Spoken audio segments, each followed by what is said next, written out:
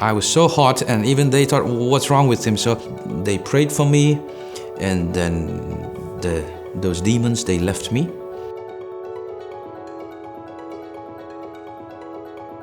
My name is Ralte. I grew up in a Christian home, but we were all nominal Christians. And in my teenage years, I abandoned Christian faith. I was against the gospel, and I was against the evangelists and the pastors. I thought it was completely foolish to believe in those things. I used to have a series of dreams, and exactly the same dream would come to me every night. It was completely dark, and then from the dark, the shadow itself starts to take a form, something like a human. In the middle of the night, those nightmares would wake me up. I went to the best hospitals. They could not help me out. Afterwards, I went home to meet my parents, and then they said, okay, we will give you a good reward. We have a preacher, why don't you drive him to a church? I went and drove him to a church, and then he started preaching, and I'm peeping into the window with my whiskey bottle and my cigarette and looking at those people. I went inside, and then that figure that I had always seen in my dreams, it came into my mind. Then my heart started pounding, it started racing. I could hear a voice, not audible, but in my mind, in my thought, it was communicating to me, go drag the preacher down from the pulpit.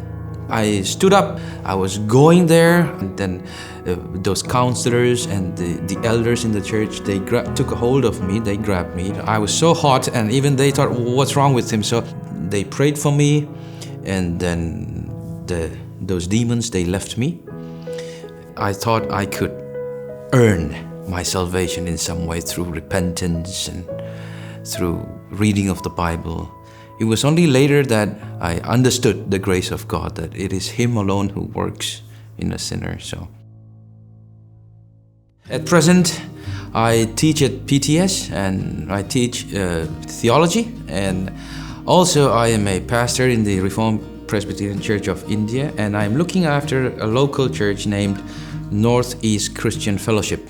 There are so many tribes in the northeast of India, so each tribe has their own identity and their own terrorist group. I have to bring these people together and attend inside one room when they go through such problems. Guilt is so heavy upon them that they think that they can't be forgiven by God. When I tell them about my testimony, then they think, okay, I can be forgiven. So, yeah, we are around 80 members now. So we have increased it's not even 3 years. Yeah, it's God's blessing.